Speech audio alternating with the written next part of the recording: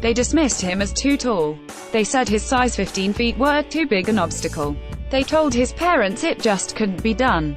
But 6'7" Bryce Bennett dreamed of growing into a top downhill ski racer anyway. "There's a first time for everything," he once told his father.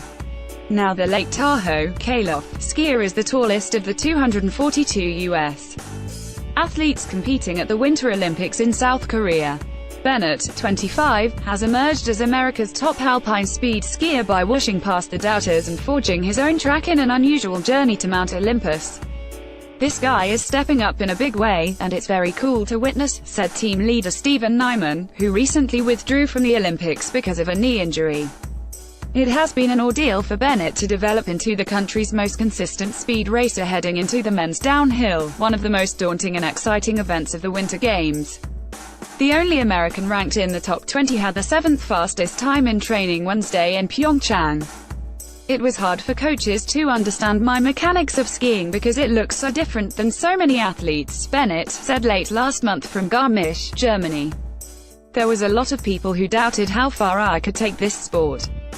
It was tough to overcome that." To be clear, Bennett credits his coaches along the way, starting with those at Squaw Valley but also the U.S. staff. He blames himself for not being mature enough to articulate how faulty equipment held him back at the start of his career. "It was most apparent 6 years ago when a pair of newly developed boots he wore didn't work. Whatever they did to that boot was horrendous," Bennett said. Boots usually are designed off a smaller size foot.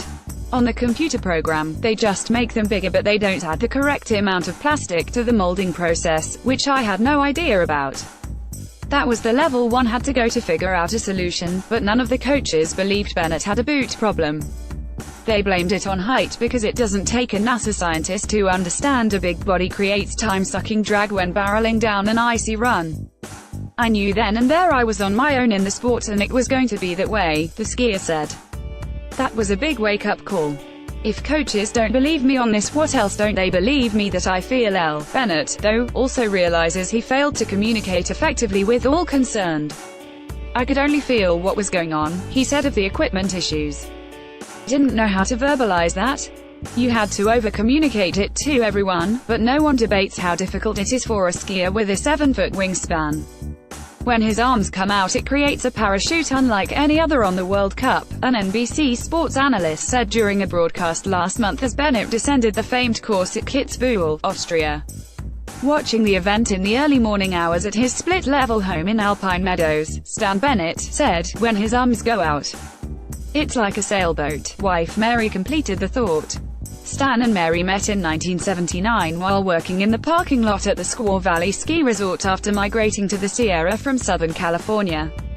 4 decades later, their son graduated from the same mountain that held the 1960 Winter Games to continue Tahoe's impressive tradition of Olympic skiers. Bennett joins the ranks of Jimmy Huger, Andrea Meade Lawrence, Tamara McKinney, Julia Mancuso, Eric and Sandra Paulson, Darren Ralphs and so many others who started on Tahoe's sweet slopes. A former motorcycle racer, Stan became a master telemark skier. Mary, a Long Beach state rower, took to skiing from her first runs at the Kirkwood Resort. The parents wanted their only child to embrace the outdoors as much as they did. They put him in a backpack and cross-country skied as he napped. Bryce was skiing on edgy wedgies at 2 years old, not bothering with a harness. "There was no stopping him," said Mary Bennett, who lived in a campground when first moving to the Sierra. No fear, Bennett joined the famed Squaw Valley Mighty Mites program at 4.5 because he was as big as older kids. "Skiing was his life," said Conrad Rickenbach, who started coaching Bennett at age 8. "There were times when I wouldn't see him for a week. At Squaw, you can ski for yourself and get a lot of mileage in." It was Rickenbach who imparted valuable lessons that Bennett employs today. "It had little to do with skiing," Bennett said of learning to think for himself. The budding racer also had his father by his side to remind him what really mattered. Stan Bennett spent hours the night before each race waxing and tuning his son's skis. "He never pushed me," said Bennett, who also loves fly fishing with his father on the Little Truckee River. "He wasn't crazy dad, but when I really started to goof off too much he would get me thinking in a positive direction. I don't really know how he did it. For the past few years, his parents have traveled to Beaver Creek, Colorado, to watch their son race in the World Cup. But they don't get to the European events. Instead, Stan, 59, rises in the middle of the night to watch his son on TV. 2 years ago, he was screaming and rolling on the living room carpet after Bennett finished 6th at a World Cup race in Val Gardena, Italy, despite starting in the 57th position. "That was the most thrilling moment of my life," said Stan, who was a successful Tahoe home builder. He'd like nothing more than to be at the finish line at the Zhengzhou Alpine Center for Bennett's 2 Olympic races, the downhill and the combined. The Bennetts decided against traveling to South Korea because of Stan's lingering head condition that began 3 years ago after a construction job injury. The father has had to undergo brain and neck surgeries. His head often feels like it is about to explode, with piercing headaches that have left him on disability but with no real answers for long-term relief. "I don't think I can physically do it," he said last month at the home he built in the shadow of the ski resort. "I am sad I don't get to see my son race. It feels kind of empty. I want to be there working on his skis but I can't." Bennett tried to minimize the situation, but it has been difficult for the skier who was racing in Europe last season when his dad underwent surgery. Mary Bennett had to get her husband to the hospital in a snowstorm. Stan told his son, "You're not coming home." Bennett knew his dad would be watching alone in his comfy recliner in the wee hours every time he raced. In the starting chute, Bennett told himself, "If I ski fast it will make my dad feel better. I might as well ski fast." He hasn't for a millisecond forgotten what his parents have done for him, particularly the annual financial investment it takes before skiers attract big sponsors and make the senior team.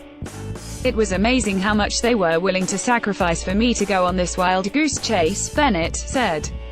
"Any sane parent would say, what is this kid thinking, especially when they are spending $40,000 for me to do it." The parents had to take the son out of a public middle school because he missed too much time while traveling to races.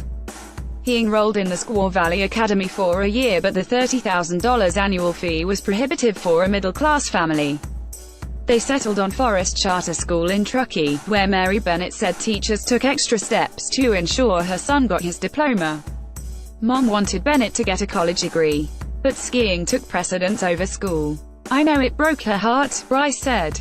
"It was tough growing up in Tahoe and knowing it was a powder day and you were stuck doing algebra and you didn't want anything to do with algebra," he added.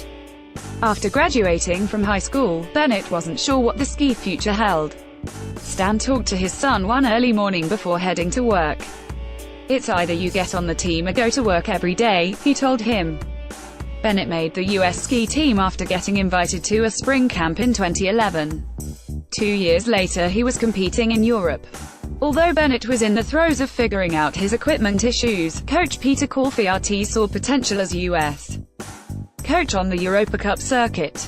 "This is when I knew he was a smart kid," said Corfiatis, now Mammoth's director of athletics. "Oh, wow, if I don't get this together, I'm out of here." That's when he became a student of the sport. It still took a few years before Bennett solved the equipment problem with Fischer skis and boots.